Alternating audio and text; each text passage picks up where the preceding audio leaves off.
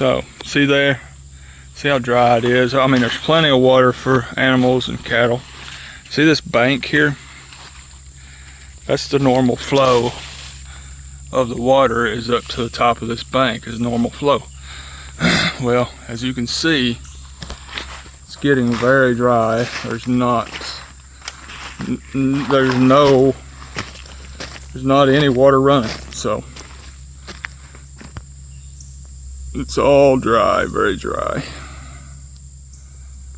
So take you up here, show you what's been going on. It's poke berries. They're a little bit poisonous unless you fry them in grease, not the berries. Just catch it when it's young. Poke greens is what the old timers called them. These weeds here, see that stuff? It's iron weeds, horse weeds. That's what we call them here. You might see that I didn't get my hay baled on this pasture right here. And here's what happens to it. It gets moldy and old if it gets rained on too much. Stuff's been here a long time. So the truck we're using today is the F250 V10. Got a nice dump trailer. And I have 4 tons of gravel on this thing, which is too much for practical purposes. There was about 5 tons on it, and I had to dip some out. I'm afraid it's gonna break my truck down. And you know, I care about my truck. I treat it gently, as you can tell. I treat it so gently.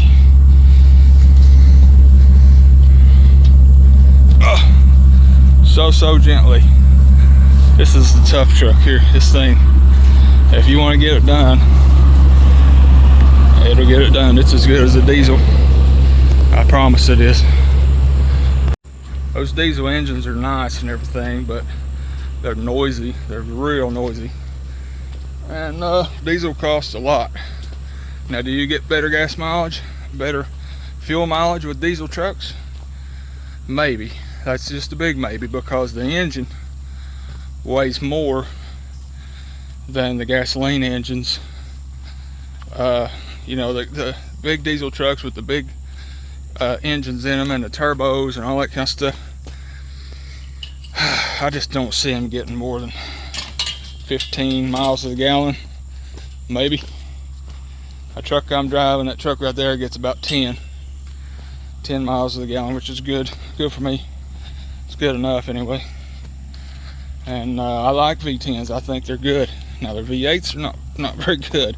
Their gas engine V8s they're pretty weak. I had a F350 with a V8 in it, gasoline engine, and it could barely pull itself. This big old sycamore tree, pretty large and in charge. You can't even show you how big it is because it's too big. So anyway, we're going to take this trailer and this truck, the 4 tons of gravel in the truck we're talking about, and the trailer, 18,000 pounds. Probably 18,000, 17,500 pounds, something like that. We're going to take it through the woods. We got it in 4 low. And here we go. We're out. Hopefully we don't get stuck. I've never brought this trailer through here, so I really don't know if it'll fit.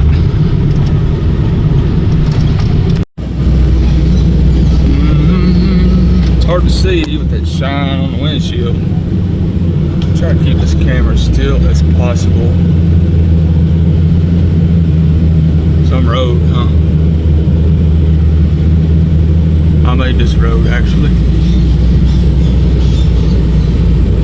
And I'm trying to navigate it with this big trailer.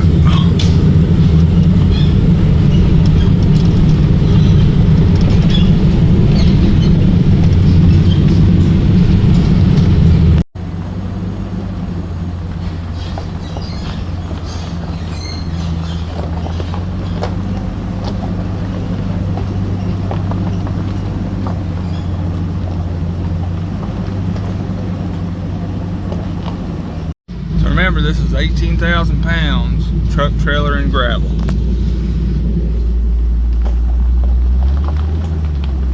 Of course, this is my, as you can see, it's a nice driveway and a gorgeous place.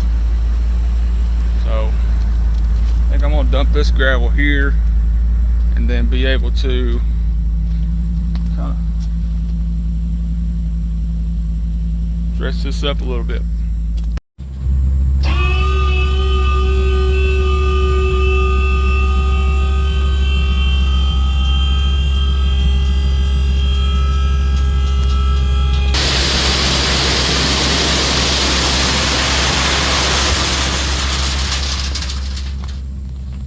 So these trailers they make nowadays are good.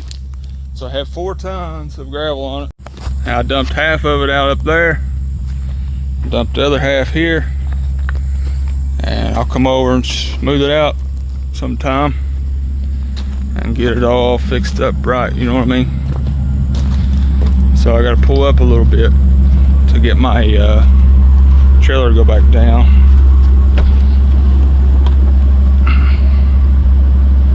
Pretty road. I'm gonna leave my truck running. I'm gonna take you over and show you something that I found. Let me turn you around here.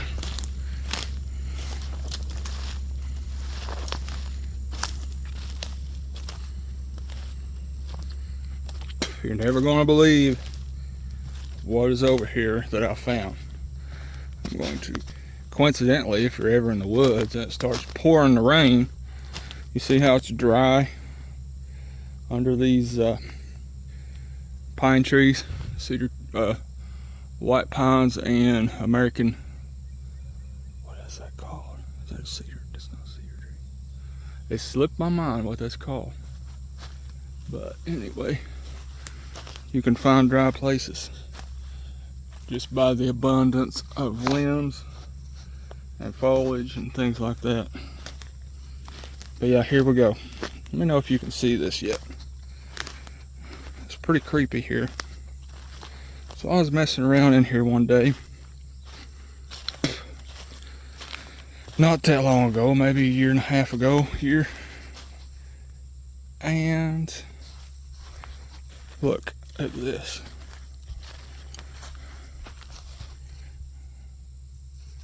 Now I'm sure you can see what that is, can you? It's a grave.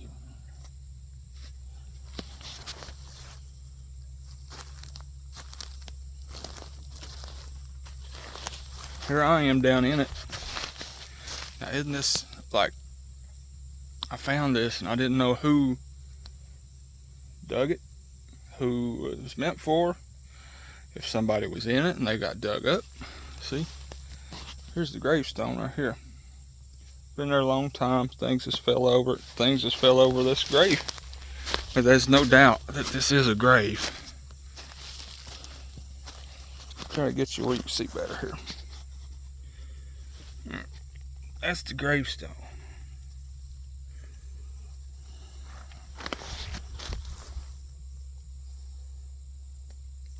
Now the gravestone don't have any markers or anything.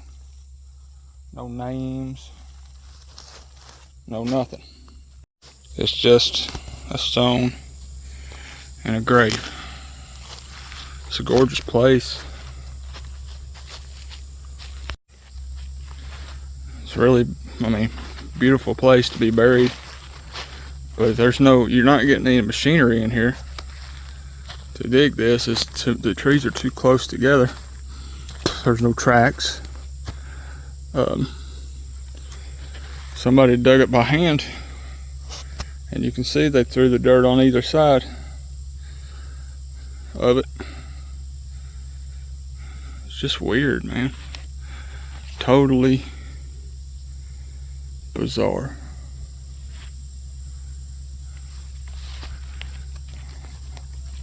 I'm going to show you guys this. This is what the creek bottoms look like in eastern Kentucky.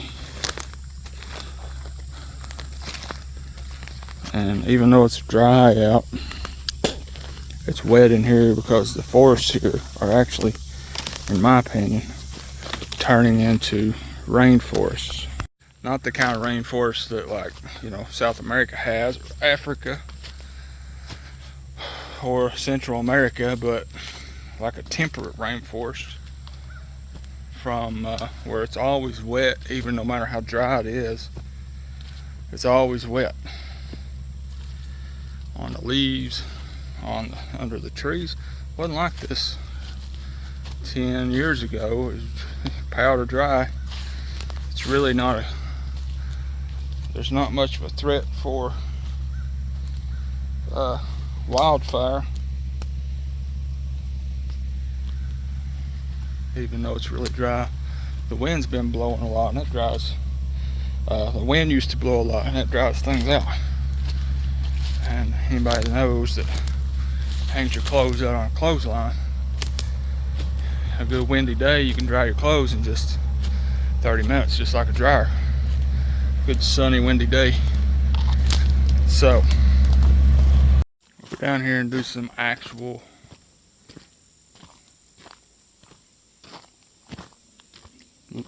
looking at the creek. I don't know why I said actual, but anyways, we'll go down here and check it out.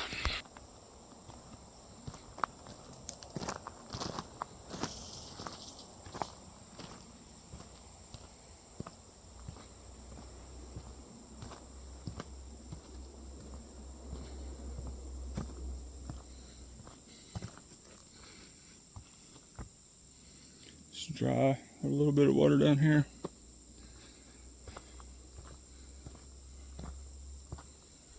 Really, really, really dry. So,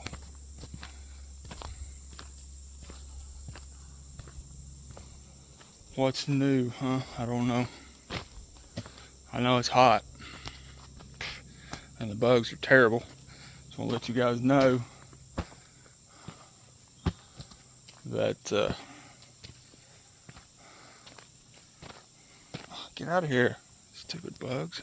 I didn't know if anybody here knows if you're an American, do you know the Pledge of Allegiance? Because we used to say it every day in school, and at church, we still say it at church, and other times. I think it's very important, and it goes, I pledge allegiance to the flag of the United States of America and to the republic for which it stands, one nation, under God, indivisible, with liberty and justice for all.